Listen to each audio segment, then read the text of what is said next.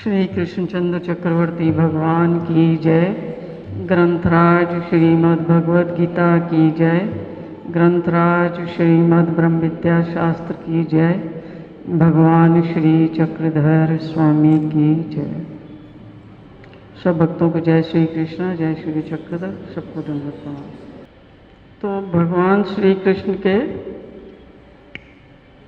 वचन सुनने की किसकी इच्छा है वो हाथ खड़ा करेंगे, तभी सुनाए जाएंगे। सुनने की इच्छा है? ठीक है। तो क्यों सुनते हैं हम वचन भगवान के? सुनने के लिए आते हो ना, तो यहाँ मौज मस्ती के लिए आते हो? हैं? सुनने के लिए ना। तो सुनने से क्या होता है?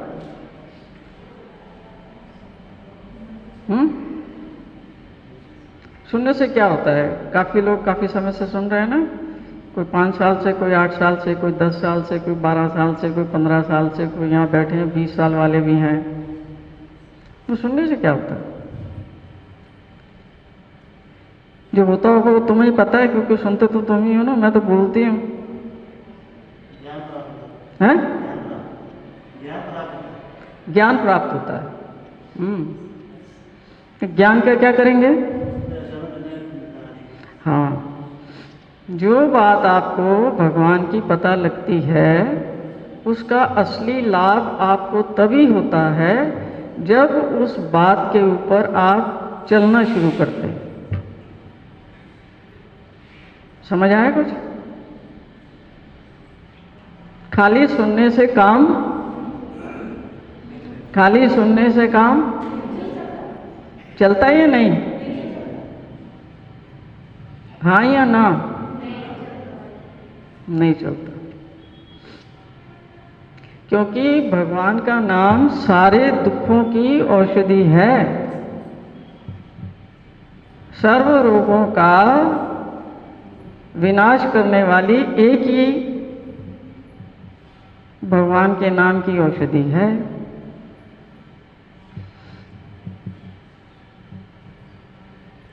सभी रोगों की एक दवा है। अब दवा की जानकारी से आपका रोग नष्ट हो जाएगा। दवा के बारे में जान लो।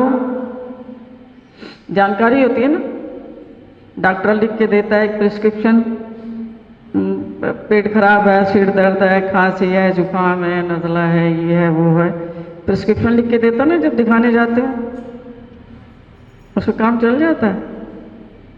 नहीं चलता। काम किससे चलेगा? दवा भी वो दे देगा, क्योंकि तुमने तो सिर्फ पैसे देने उसको। उसने पर्ची लिखनी है, तुमने पैसे देने। काम हो जाना चाहिए ना। तो पैसे भी दे दिए उसको, पर्ची भी उसने लिख दी, काम चल जाता है। वो जो दवा आप लाए हो उसका क्या करना पड़ता है? दवा पसंद है किसी को? कोई भी दवा खा के राजी है? खा के राजी हो दवा? मना कर रहे हैं। खा के राजी हो दवा?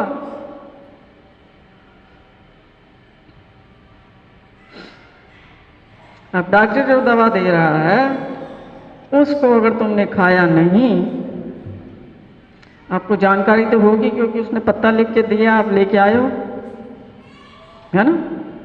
पता तो है आपको कौन सी दवा है जो आपने खानी है, ये दवा खाने से क्या होगा, पर उसको खाना पड़ता है। तो कोई भी दवा को खाना पसंद नहीं करता। छोटे बच्चे को दे दो, एडल्ट को दे दो, बुजुर्ग को दे दो, कितनी भी पीड़ा में हो उसको दो। दवा खाते समय नाक भौं चिढ़ाता है, कुछ ना कुछ करता है, शक्लें बनाता है। पसंद आती है उसको दवा? पसंद आती है बेटे दवा? किसी को दवा नहीं पसंद आती। सोई बात भगवान की है। वो कह रहे हैं मैं तुम्हारा हर कष्ट काट दूंगा, और जो भी तुम्हारे पास है, ये 2 श्लोक ऊपर लिख के लगाए हुए हैं कि जो भी तुम्हारे पास है, जिसकी तुम्हें चिंता सताए रहती है सारा दिन, उसकी सारी चिंता खत्म कर दूंगा। और जिसके लिए तुम दर्द बेदर्द भटकते हो कि ये मिल जाए, ये मिल जाए, ये मिल जाए, ये मिल जाए, ये नहीं है, ये नहीं है, ये नहीं है वगैरह, वो भी सब दूंगा। अब फोकट में नहीं देंगे। हम कहते हैं दे दो, तुम्हारे पास तो बहुत कुछ है, दे दो दे दो, पर हमें कुछ करने को मत कहो ना, वो हमसे नहीं होता। वो बड़ा मुश्किल काम है, वो नहीं। आप तो कहते हो कड़वी दवाई खा लो ना, हम दवाई खाने के लिए राजी नहीं है। तुम्हारा मन हो तो दे दो, तुम्हारा मन नहीं तो मत दो, रखो अपने पास। ये है हमारी चाल। मतलब फोकट में हम चाहते हैं कि सब कुछ मिल जाए, हम संसार के भी विषय भोगते रहें और मौज मस्ती भी करते रहें। और ऊपर से तो भगवान तो दयालु होते हैं, वो तो उनको तो क्या कहते हैं, पटा लेंगे हम। पढ़ते हैं वो, पढ़ते हैं वो नहीं पढ़ते। जिस चीज से पढ़ते हैं वो तुम्हें करनी होगी, तब पढ़ेंगे। वो कहते हैं मेरे से प्यार करो, मुझे अपने जीवन का हिस्सा बनाओ। जो कुछ भी खाते हो, पीते हो, लेते हो, देते हो, करते हो, आते हो, जाते हो, जो भी करते हो जिंदगी में, मुझे उसके सेंटर में रखो। हमने अपने जीवन के सेंटर में किसको बिठा रखा है? मन को बिठा रखा है राजा बना के, वो उसकी गुलामी कर रहे हैं। मेरा मन नहीं करता, मैं नहीं जाऊंगी, मैं नहीं खाऊंगी, मैं नहीं ये करूंगी, मैं नहीं वो करूंगा, नहीं मेरा मन नहीं है। वह यही करते रहे सारा दिन। पूछो मंदिर क्यों नहीं आए? मेरा मन नहीं किया जाने का। तो सारे काम तो तुमने मन को सेंटर में बिठा रखा है उसके लिए। और जिस चीज में मन खुश होता है तो वहां जाएगा। चाट पकाड़ी खोनी है, खानी हो वहां जाएगा। और शादी ब्याह हो तो वहां पर जाएगा, नए कपड़े सिलाएगा, नए कपड़े पहनेगा, जाके 5-7 हज़ार रुपये का वो थोबड़ा अपना करवा के आएगा। अभी तो शादी में जो है वो, मुझे कोई एक लड़का ही आया था, उसकी शादी थी। मैं भी तेरी शादी है तो क्या क्या करना होता है वो बता रहा था। कह रहा भाई जी वो करवाने जाऊंगा जो पार्लर में जाके करवाते हैं। मैं कहा तो लड़का है, तुझे क्या जरूरत है करने की? कह रहा नहीं भाई जी बड़ा कुछ होता है, आपको पता नहीं है।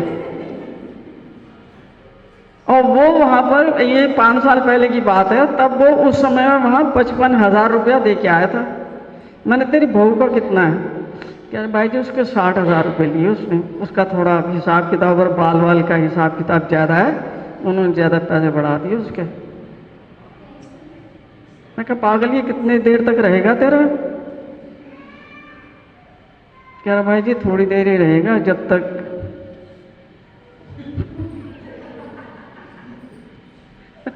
मैंने कहा तेरी बहू तो तुझे रोज तो ऐसे नहीं देखेगी इसमें है, तो जो तेरे पास है उसको तो क्यों छिपा रहा है और क्यों उसको तो मलिन कर रहा है? क्यों साला अपनी शरीर को, अपनी देह को इतना कष्ट दे रहा है? इधर से खींच रहे, इधर से खींच रहे, यहाँ खींच रहे, वहां खींच रहे, इधर खींच रहे, पता नहीं साला कहाँ से खींच खींच के बुरा हाल कर देते।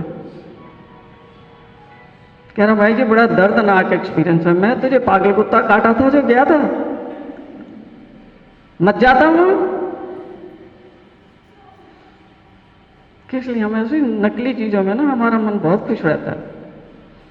किस लिए खुश रहता है कि हम फिर सुनते हैं अरे वो तो बहुत सुंदर लग रही थी, कितना सुंदर उसका मेकअप था, कितने सुंदर उसके कपड़े थे, कितनी जच रही थी, सारी पार्टी में तो वो ही वो थी। पर इतनी सी बात सुनने के लिए इतना जोखिम उठाते हो, इतना अपने शरीर का कचरा करते हो, इतना सारा कुछ खराब करते हो सिर्फ यही चीज सुनने के लिए। उससे क्या पता लगता है कि तुम्हें अपने ऊपर आत्मबल तुम्हारा नहीं है, तुम्हारा आत्मविश्वास जो है वो 0 है। तुम्हारा आत्मबल तब बढ़ता है जब दूसरा कोई तुम्हारी तारीफ करता है। और तारीफें तो सब झूठी है ना। क्या तुम अपने आप को नहीं जानते? अपने आप को शीशे में रोज नहीं देखते? थोबड़ा कैसा लग रहा है नहीं जानते अपने थोबड़े को? लेकिन फिर भी जाएंगे, उसको सजाएंगे, उसको करेंगे। इन चीज़ों में मन बड़ा खुश रहता है। नया कपड़ा ले लो, नए फैशन के सैंडल ले लो, पर्स ले लो, टाई ले लो, घड़ी ले लो, कपड़े ले लो, ये ले लो, वो ले लो। नई रेस्टोरेंट खुली है, वहाँ जाएंगे खाना खाने के लिए। नई फिल्म आई है, उसको देखेंगे। यही करते हैं और कुछ करते हैं। इसमें मन लगा रहता है ना।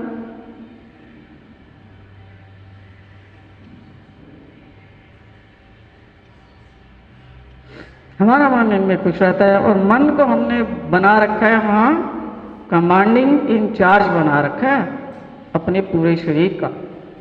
अब वो बताओ मुझे, वो आपको कहाँ लेके जाएगा? कहाँ लेके जाएगा नहीं, कहाँ लेके जा रहा है। कहाँ लेके जा रहा है? आपको सुख शांति और आनंद की ओर लेके जा रहा है। सुख शांति और आनंद की ओर लेके जा रहा होता तो मैं कहती चलो भाई कर लो, उसी की भक्ति कर लो। वो तो आपको अच्छी जगह लेके जा रहा है, सुख भी है, शांति भी है, मस्ती भी है, लेके जाता है उस तरफ, लेके जाता है सुख शांति की ओर लेके जाता है। किसकी ओर लेके जाता है? दुर्गति करवाता है ना। मन क्यों तुम्हारी दुर्गति करवाता है? क्योंकि मन में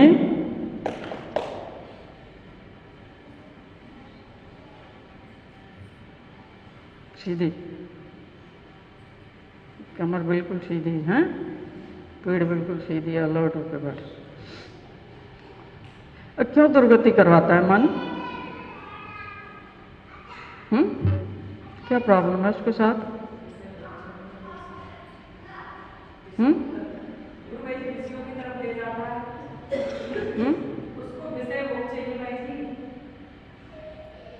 वहां से उधर से सुनाई नहीं दे रहा पूरा। क्या कहा? भोगों की तरफ जाता है। हाँ हाँ, मन जो है आपको विषय भोगों की ओर लेके जाता है। ये विषय भोग कौन भोगता है इस शरीर में? मन भोगता है। और मन किसका सहारा लेता है? देखने के लिए आंख का सहारा लेता है, सुनने के लिए कान का सहारा लेता है, खाने के लिए जुबान का सहारा लेता है, बोलने के लिए जुबान का सहारा लेता है। वो नीचे के इंद्रियों के भोग तो हैं ही। ये 24 घंटे दिन में रात में जागते सोते विषयों का ही चिंतन करता है। अब इन सब चीज़ों को खुश रखने के लिए जो इनको चाहिए, जो ये मांग रहे हैं, उनको देने के लिए अब पैसे की ज़रूरत पड़ती है। कोई भी विषय भोग आपको फ्री मिल रहा है? जो भी आपकी आंख देखती है वो लेके घर में आना चाहती है, और दुकानदार उठाने देगा? उसको पैसे चाहिए, पैसे चाहिए ना। आपको मोबाइल पसंद आ गया, आपको घड़ी पसंद आ गई, आपको कोई ड्रेस पसंद आ गई, आपको कोई जूते पसंद आ गए, या कोई घर की चीज़ पसंद आ गई, उठाने देते हैं यहाँ से? नहीं भैया मुझे बड़ी पसंद आ, ले जाऊँ? हाँ, ले जाने देगा? रुकेगा, मैं खाऊंगा क्या? है ना? तो उसको भी पैसे चार्ज करने पड़ेंगे। इसलिए इन इंद्रियों के विषयों को पूरा करने के लिए हर एक व्यक्ति किस में लगा हुआ है? पैसा इकट्ठा करने में लगा हुआ है। उनको काम पे जाना पसंद आता है? खुशी खुशी उठ के जाते हैं काम पे कि हाँ आज मुझे जॉब पे जाना है, आज मुझे दुकान पे जाना है, आज मुझे व्यापार पे जाना है। खुशी खुशी जाते हैं। दीपक खुश होकर स्कूल जाती है? कोई भी आदमी जो जॉब पे जा रहा है, राजा खुश होकर जाता है? मरा हुआ सा आदमी, मरा गिरा सा जाता है। क्या करे वो? जाना पड़ता है ना। नहीं जाएंगे तो पैसे नहीं आएंगे। कोई भी आदमी काम करना चाहता है? नहीं करना चाहता, क्योंकि काम करने में थोड़ा शरीर को लगाना पड़ता है, और शरीर को क्या होता है? किसी काम में लगाने से कष्ट होता है, बड़ा बहुत कष्ट होता है। कमर को ये हो जाएगा, हाथ को ये हो जाएगा, पैर को ये हो जाएगा, इसको ये हो जाएगा।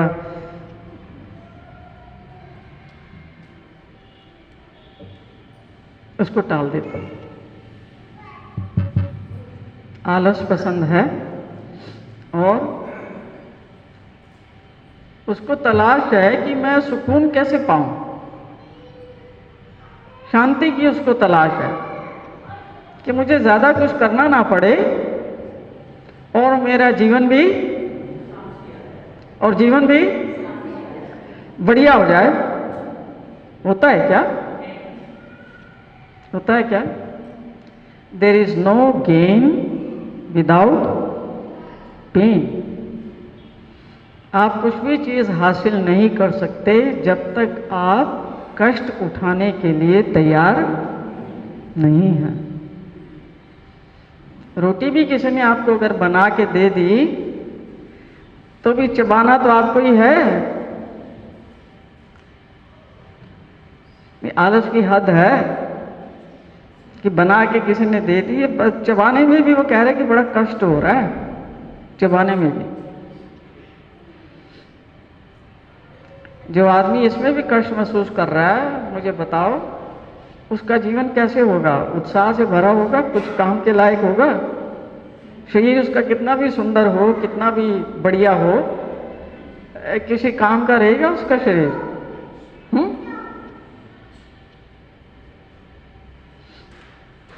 हर व्यक्ति आलस पसंद है और हर व्यक्ति को शांति चाहिए। शांति के लिए आपको प्रयत्न करना पड़ता है, शांति वैसे नहीं आती।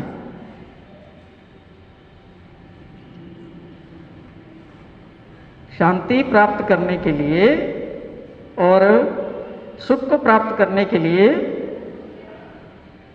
आपको ऐसे काम करने पड़ते हैं जिससे सुख मिलता है। काम हम कैसे करते हैं? सारा दिन सबको पता है कि हम कौन कौन से काम करते हैं, है ना? जो भी हम करते हैं, खाना पीना, लेना देना, बोलना चालना, आना जाना, सोचना, ये सब काम ही तो हम करते हैं ना।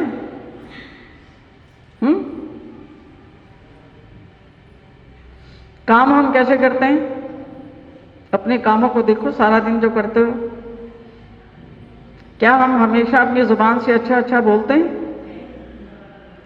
सबके साथ अच्छा अच्छा बोलते हैं?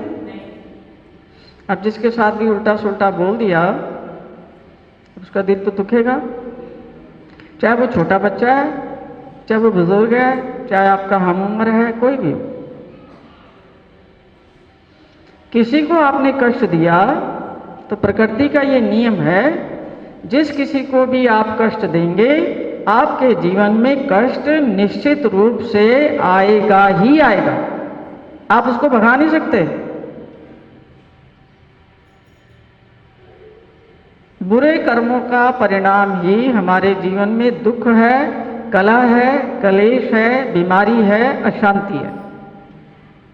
और अच्छे कर्मों के कारण जीवन में सुख है, स्वास्थ्य है, अच्छा परिवार है और थोड़ी शांति है। कर्म देखो, हमारे कर्म कैसे हैं। जबान से हम कितने दोष कमाते हैं, कितनी गलत बातें बोलते हैं लोगों को। बोलना तो सीख जाता है बच्चा 3-4 साल की उम्र में, लेकिन उसको पूरी उम्र लग जाती है ये समझने के लिए कि मैंने कब बोलना है, कितना बोलना है, कब बोलना है और कब रुकना है और कितना बोलना है।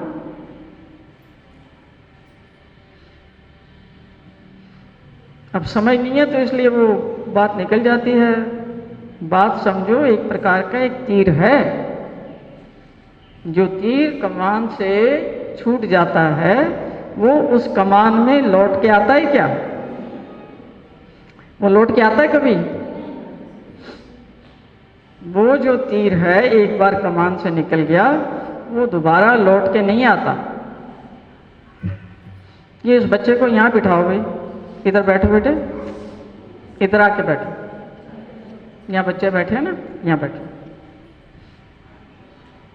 बैठ जाओ।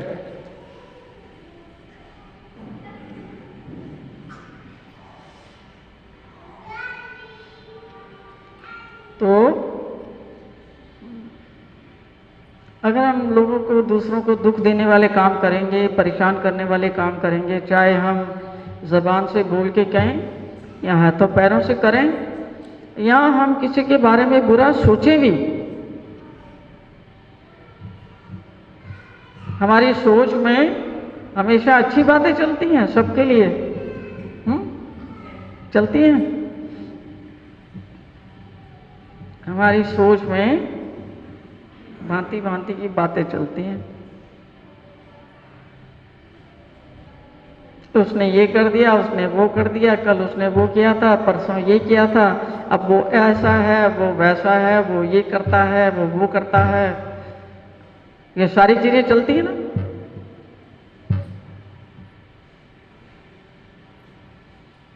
उससे तुम्हारा मन शांत रहता है, मन की व्यथा बढ़ती जाती है, परेशानी बढ़ती जाती है।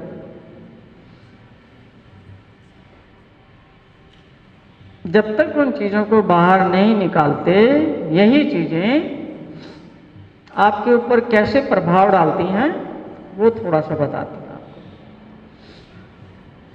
जब तुम गुस्सा करते हो, जब तुम क्लेश करते हो, जब तुम ऊंचा बोलते हो, जब तुम गाली गलौज करते हो, जब तुम एक दूसरे के साथ लड़ाई झगड़ा करते हो, उल्टा सुल्टा सोचते हो, सोचना जब ज्यादा हो जाता है तो जबान खुलती है। और जब जबान से भी आपने कर लिया सारा कुछ और तब भी काम नहीं बन रहा, अब क्या होगा? अब हाथ और पैर दोनों चलने शुरू होंगे। चलते हैं ना हाथ पैर। पहले विचार खराब होने से जबान चलती है। हम सोचते हैं जबान से समझ जाएगा दूसरा आदमी, और जबान से भी वो नहीं समझा, फिर क्या करेंगे? तो हाथ पैर चलाने पड़ेंगे ना। फिर हम हाथ पैर चलाते हैं। हाथ पैर भी चलाने के बाद तो शांति हो जाती है। शांति हो जाती है।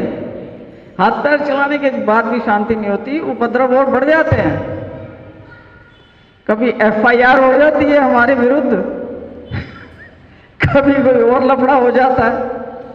अब वहां जाना पड़ेगा। पता है ना मैं किसकी बात कर रही हूं?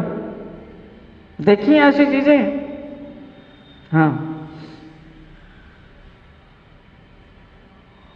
तो विचार जो हैं, आपके विचार कोई और बनाता है क्या? आपका अड़ोसी, आपका पड़ोसी, आपका पति, आपके बच्चे, आपकी सासू माँ, आपका कोई देवर जेठ, बहन, पोता, बेटा, बेटी, कोई और बनाता है आपके विचार?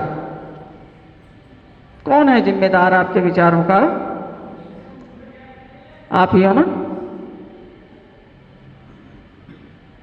जैसे विचार रखोगे, जैसी तुम्हारी अंतर की दृष्टि है, एक आंख बाहर देखती है ना, एक आंख अंदर देखती है।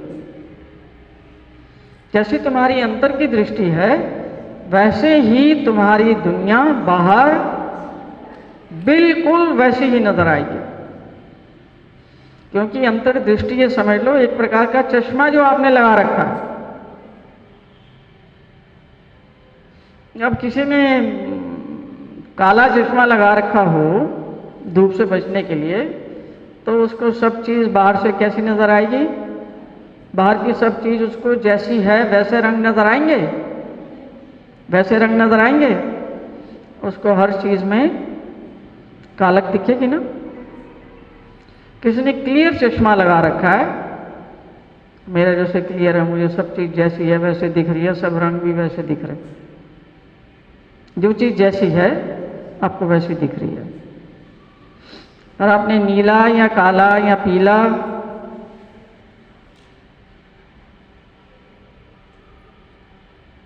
क्या है? कीड़ा है कोई? फिर क्या है यहाँ? जो देख रहे हो कुछ है यहाँ? है कुछ? नहीं। तो जो भी जैसा भी आपने चश्मा लगाया है, जैसी ही आपकी अंतर की दृष्टि है, ठीक वैसे ही आपको बाहर की सारी दुनिया नजर आती है। और अगर हमने अपने विचारों में गंदगी भर रखी है, ये आदमी ऐसा है, ये औरत ऐसी है, ये ऐसा करती है, ये वैसा करती है, इसने ये किया, इसने वो किया, कल भी ये किया था, परसों भी किया था, नरसों भी किया था, 6 महीने पहले भी किया था, ये सब इतनी सारा गंदगी आपने रख रखी है। ये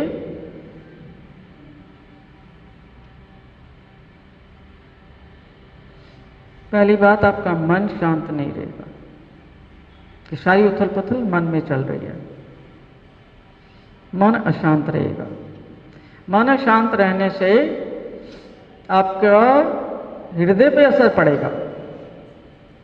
आपकी हार्ट बीट को क्या होगा, जब जब बैठ के आप ये बातें सोचते हैं, आपकी जो हार्ट की जो ये चलती है, नॉर्मल चलती है या उथल पुथल होती है? उथल पुथल होती है ना, है? उथल पुथल होती है। एक एक और पल्स चलती हैं जिसको नब्ज बोलते हैं, वो नॉर्मल चलेगी?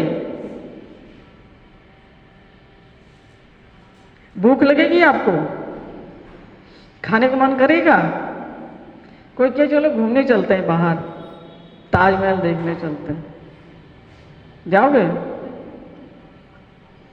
कोई क्या मैं बाहर से लाया हूँ समोसे कचौड़ी पापड़ी लाया हूँ, चलो बैठो खाते हैं, खाने का मन करेगा? रात को नींद आ जाएगी अच्छे से? अब आपने कितना अपना खराब कर दिया सब कुछ। किसने किया? दूसरे ने? दूसरे ने किया? किसने किया? आपने किया।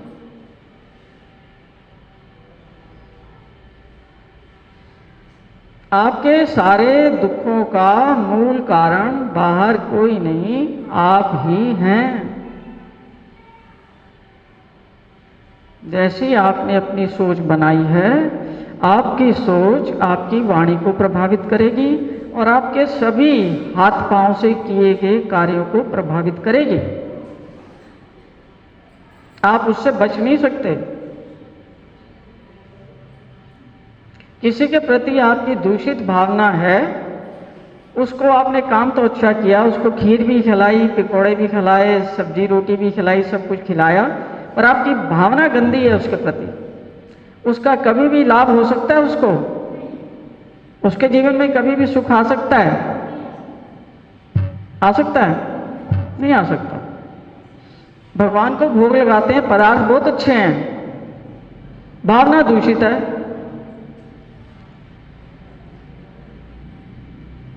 का क्या प्रभाव होगा? कोई स्वीकार करेगा? घर में तुम्हारे रिश्तेदार आते हैं, किसी को कुछ खिलाते हो, उनके लिए कुछ बनाते हो, और ससुराल वालों के हैं तो उसके प्रति भावना तुम्हारी दूसरी होती है, और आगे साले दुष्ट ना फोन करते हैं ना कुछ बताते। ससुराल वालों के प्रति मायके वाले आ जाए तो वैसी रहती है भावना, वैसी रहती है, भावना बदल जाती है। उनको तुम दाल रोटी भी खिला दोगे तब भी वो तुम्हारे गुण गाएंगे, तुम्हारी भावना अच्छी है उनके प्रति।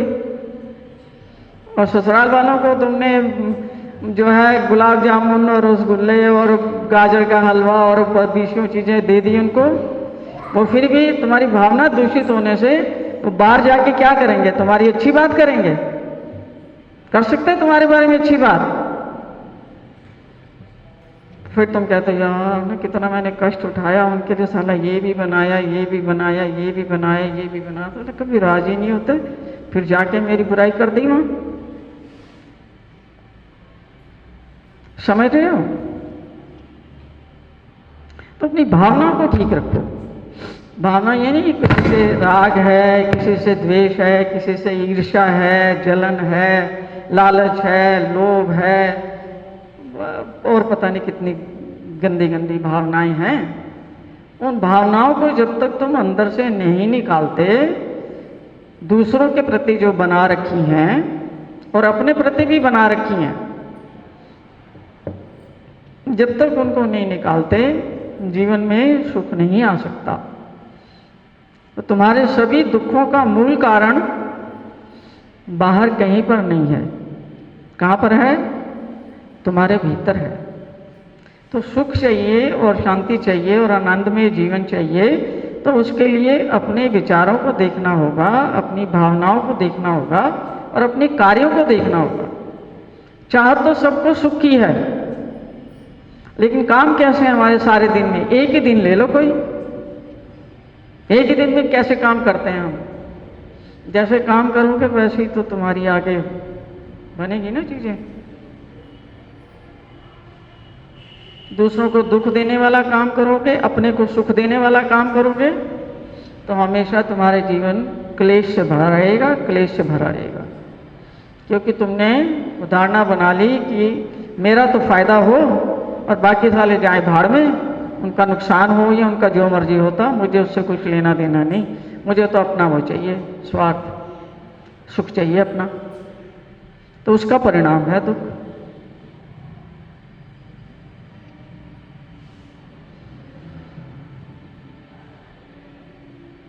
दुख देने वाले काम करोगे तो जीवन में अशांति आएगी। दुख देना, चाहे अपने आप को दुख दे रहे हो चाहे दूसरों को दुख दे रहे हो, एक ही बात है। ये मत समझ लेना कि मैं बड़ा सहनशील हूं और मैं जो है शहादत को प्राप्त होऊंगा या शहीद कहलाऊंगा। अपनी आत्मा को भी जो कष्ट देता है वो भी उतना ही गुनाहगार है जो किसी दूसरे को कष्ट देता है। सब लोग अपने दुश्मन ज्यादा हैं और दूसरों के दुश्मन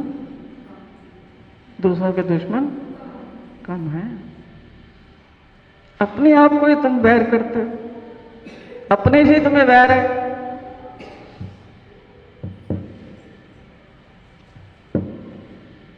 करते हो अपने से बैर या नहीं?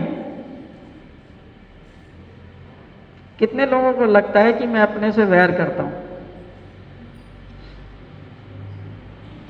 हाँ, बाकी लोगों को भी ये समझ ही नहीं आया कि वो अपने साथ करते क्या हैं। तो कुछ लोग जो थोड़े से अलर्ट हैं उनको पता लगता है कि हम अपने साथ ही वैर का बर्ताव करते हैं। भगवान कहते हैं जो व्यक्ति अपने साथ वैर का व्यवहार करता है वो एक प्रकार से शत्रुता का व्यवहार करता है और वो आत्मा के कल्याण के रास्ते पर जा नहीं सकता जब तक वो ये ना समझ जाए कि मुझे अपना मित्र बनना है। अभी हम अपने शत्रु हैं। बाहर के शत्रुओं से तो आप कुछ कर लोगे ना, अपना इंतजाम कर लोगे। बाहर के शत्रुओं से वो तो कोई बॉडीगार्ड बिठा दोगे, कुछ और कर दोगे, कोई सावधानी बरत लोगे। जब तुम्हारा मन ही तुम्हारे साथ शत्रुता का व्यवहार कर रहा है, उससे कैसे बचोगे? शत्रु तो भीतर है ना, बाहर थोड़ी है। जब बंदूकें चला के और शूट करके उसको मार दोगे, इसने मेरी जमीन हड़प ली, इसको मार देता हूं, उसने ये कर दिया, इसको मार देता हूं, उसने ये किया, उसको मार देता हूं, तो प्रॉब्लम सॉल्व हो जानी चाहिए। होती है क्या? हो जाती है क्या? और बढ़ जाती है। क्योंकि तुम दूसरों को मार रहे हो, शत्रु तो आपके भीतर बैठा हुआ है, उसको तो आपने अपना कमांडिंग इन चीफ बना रखा है, मन को।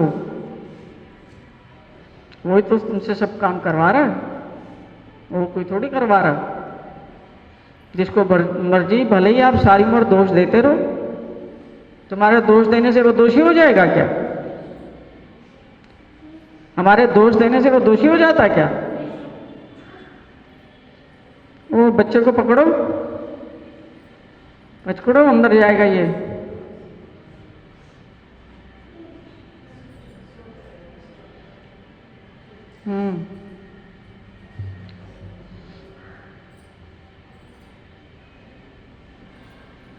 देखो, अपने कल्याण का रास्ता जो है ना, जीव को खुद ही ढूंढना पड़ता है। भगवान ने छठे अध्याय में एक श्लोक कहा है कि मनुष्य को स्वयं अपने सुख शांति के लिए और अपने उद्धार के लिए प्रयत्न करना चाहिए, और ये उसकी जिम्मेदारी है कि वह अपने आप को नीचता की ओर ना ले जाए, नीचता की ओर जाने से अपना बचाव करे, क्योंकि इस विषय में वह स्वयं ही अपना मित्र है और स्वयं ही अपना शत्रु है। अगर आप अपने कल्याण की बात नहीं सोचते, आप अपने कल्याण की बात मुंह से नहीं करते और अपने कल्याण के लिए जो उचित है वो हाथ पैरों से नहीं करते, तो आप अपने क्या हैं? शत्रु हैं। और अगर आप अपने विचारों से, अपनी भावनाओं से, अपनी वाणी से और अपने हाथों पैरों से अपने कल्याण के लिए काम करते हैं, तो आप अपने मित्र हैं। ये जो शरीर सब लोग यहाँ धारण करके बैठे हुए हैं, हम लोग, ये शरीर तो नष्ट होने वाली चीज है, ये कंटिन्यूअसली परिवर्तनशील है, आपकी भी, मेरी भी और सबकी।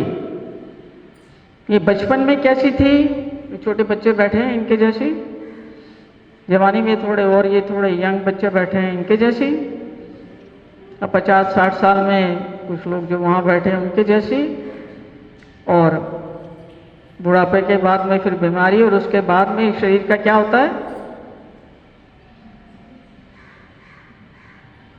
फ्लैट हो जाता है ना, बोलना चालना बंद हो जाता है। ये शरीर की यात्रा है। इस शरीर के अंदर एक जीवित तत्व है जिसको भगवान ने आत्मा कहा है। जब आत्मा राम निकल जाता है इस शरीर से, तब इस शरीर को हम क्या कहते हैं? तब हम बोलते हैं राम राम सत्य है ना। उससे पहले नहीं बोलते, उससे पहले कोई बोलते राम राम सत्य है तो तुम उसके पीछे लट लेके उसको पीटोगे, तो अभी तो जिंदा हूँ यार, अभी से तो राम राम सत्य कर रहा है, हाँ मरने तो दे कम से कम। अब ये नहीं सोचते कि जो राम राम सत्य है जो बोल रहा है, अयोध्या वाले राम के बारे में नहीं कर रहा, वो जो आत्मा राम है ना उसके बारे में कह रहा है कि आत्मा राम सत्य है। तो आत्मा राम सत्य है, ये जो उसकी अर्थी लेके जा रहे हैं उसके लिए बोलना उचित है, या आत्मा राम सत्य जिंदा आदमी को बताना बेहतर है? किसके लिए ये कामयाब है? जिंदा को बताना या जो अर्थी पे लेटा हुआ उसको सुनाना है? हाँ, जो मरने वाला है, जो बेचारा शरीर छोड़ चुका है, उसको राम राम सत्य कहने से क्या होगा? वो कूट के सुनने वाला थोड़ी है। ये तो जीवित लोगों को सुनाने की बात है कि जब तक आपके अंदर प्राणवायु चल रही है, श्वास चल रहे हैं, आप भगवान का भजन कर लो, ध्यान कर लो, स्मरण कर लो, चिंतन कर लो, अपने जीवन को सुधार लो, एक अच्छे इंसान बन जाओ, ताकि आगे भी तुम्हारी अच्छी गति हो। जिस विचार को लेकर के आप इस दुनिया से जाते हैं, वही विचार आपके नए जीवन की शुरुआत बनता है। भगवान ने गीता में एक दूसरा श्लोक बताया है कि अंतकाल में बाहर ले जाओ, उठो बेटे बाहर ले जाओ,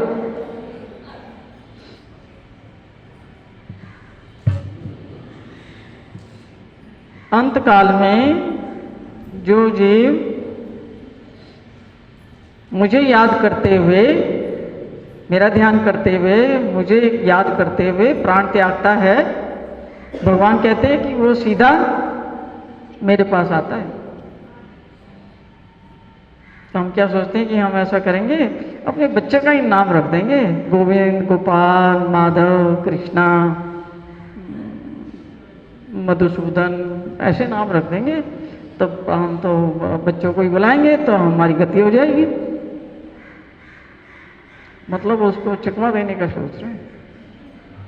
कि जैसे उसको कुछ पता ही नहीं कि अपने बालक ने बुला रहा है, मुझे बुला रहा है ना। ऐसे काम करते हैं हम। किसी का गोविंद रखा है, किसी को गोपाल, किसी का कुछ, किसी का कुछ। हम उस समय में उसी को बुलाएंगे। कोई कथा भी तो आती है नारायण की, है ना। तो उसने अपने बच्चे का ही नाम नारायण डाल दिया और अंत समय में उसको बुला रहा था। वो कहते हैं उसकी तो गति हो जाती है, विष्णु जी के पास जाता है। हमको नहीं पता वो किसको बुला रहा है। जिसका आप स्मरण करते हुए, चिंतन करते हुए, ध्यान करते हुए, सोचते हुए आप शरीर छोड़ते हैं, वही आपका अगला जन्म निश्चित है। अगर आपने अपना ध्यान अपने बच्चों में लगा दिया, मरते समय प्राण छूट रहे हैं, बच्चों में लगा दिया, तो मुझे बताओ कहाँ जाओगे। रास्ता तो आपने तय कर दिया ना, डायरेक्शन भी आपने सेट कर दी, दिशा और दशा दोनों।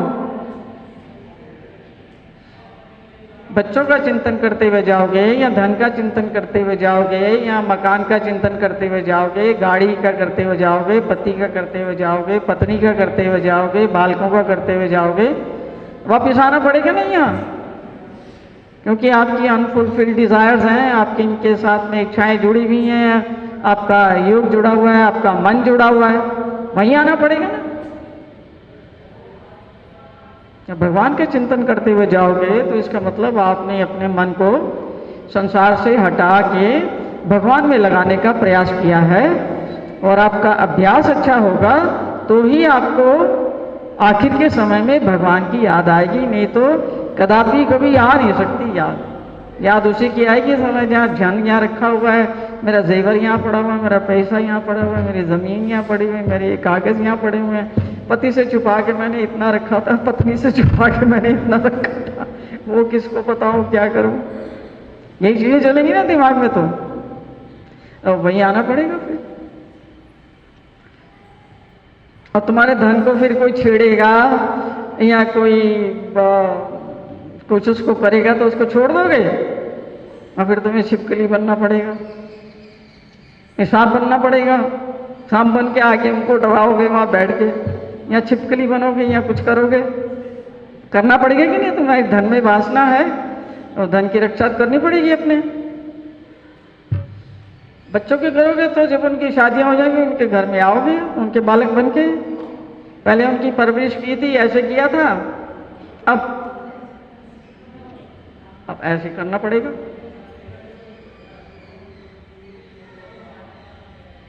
तो सब चीजों का मूल कारण जो है ना आप ही हैं, आपके अंदर ही है। आपके कर्म हैं, आपके संस्कार हैं, आपके विचार हैं, आपकी भावनाएं हैं, यही है सब कुछ। इनको शुद्ध कर लो तो आपके जीवन में सुख भी है, शांति भी है, आनंद भी है। और नहीं करते तो हजारों करोड़ों लाखों उपाय कर लो, तुम्हारे जीवन में कदापि कभी भी ना सुख आ सकता है, ना शांति आ सकती है, ना आनंद की वर्षा हो सकती है, नहीं हो सकती। और कई बार सोच लेते ना ये घर मनहूस है, ऐसा लगे ये बड़ा मनहूस घर है। जब से मैं इसमें आई हूँ ना, इसमें बहुत खराब चीजें हो रही हैं, घर बदल लेते हैं। मनहूस क्या चीज है? घर है मनहूस? घर तो बेचारा जड़ है, मनहूस कौन है? मनहूस कौन है? तुम्हारा मन है, उससे कहाँ भागोगे, जगह बदल लोगे। आपने वहां नहर पार अपार्टमेंट ले लिया 1 करोड़ खर्च करके, अब वहां सुखी रह जाओगे? ये तुमने कहा ये सारा फरीदाबाद ही खराब है ना, इसका पानी खराब है, इसकी हवा खराब है, इसका सब कुछ खराब है, यहाँ ना रहेंगे। अब जाएंगे उधर मुंबई, महाराष्ट्र, पूना, वो जगहें अच्छी हैं। या ऋषिकेश जाएंगे, उधर ऊपर हरिद्वार जाएंगे, वहाँ बड़ा अच्छा है, शांति का जीवन है। वहाँ आ जाएगी तुम्हारी शांति जीवन में। अपने साथ तो रहोगे ही जब तक तुम्हारे अंदर दूषित विचार, दूषित भावनाएं, ये चीजें हैं। मैं कह रही हूँ तुम इनको तो छोड़ो, धरती को तुम स्वर्ग पहुंच गए। अब स्वर्ग में सुखी रहोगे क्या? स्वर्ग में तो सारे सुखी रहते हैं, तुम सुखी रहोगे क्या? रह सकते हो? रह सकते हो? हाँ या ना? तुम्हारा मन तो तुम्हारे साथ ही रहेगा, वहां भी तुम्हें क्लेश मिल जाएगा। अब वहां क्लेश का कोई काम नहीं, फिर वो कहेंगे साले ये क्लेशित आदमी, इसको तो गलत जगह में ले आए, तुम इसको वहां जाना था, नरक में डालना था, ये यहाँ क्या कर रहा है, इसको यहां भी सुख नहीं मिल सकता। तो समझते हो मेरी बात को?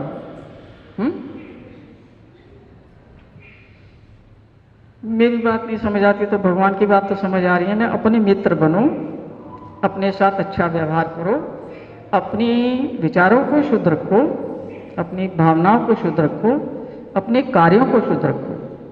ये 3 काम कर लोगे तो तुम्हारे जीवन में भगवान ने क्या रखा है कि जैसे ही तुम अपने मित्र बनते हो, अपने हित की बात सोचते हो, अपना हित सोचोगे तो दूसरे का भी हित सोचोगे। और अपना ये नहीं, आत्मा का, अपना स्वार्थ नहीं, अपनी आत्मा का हित, जो तुम्हारे अंदर जीवित तत्व है, जिसके निकल जाने पर शरीर को मृत घोषित किया जाता है, उसका ध्यान रखना। ठीक है? मेरी बात कितने लोगों को समझ आई है? चलो अच्छी बात है। बोल बंसी वाले की जय हो, गोवर्धन गिरधारी लाल की जय, श्री वृंदावन बिहारी लाल की जय। सब भक्तों को जय श्री कृष्ण, जय श्री चक्रधर प्रणाम। आपने ध्यान से सुना, उसके लिए आपकी आभारी हूँ। अब यहाँ से निकल के जो भी आदमी उठेगा वो भगवान को 2 प्रणाम डाले। भगवान आपके जो मैंने वचन सुने हैं उसमें कोई थोड़ी सी चीज़ मैं अपने दिमाग में रख सकूं, कुछ मेरा भी कल्याण हो जाए, ऐसी प्रार्थना करनी है। उसके बाद बाहर जाके भोजन के लिए बैठो।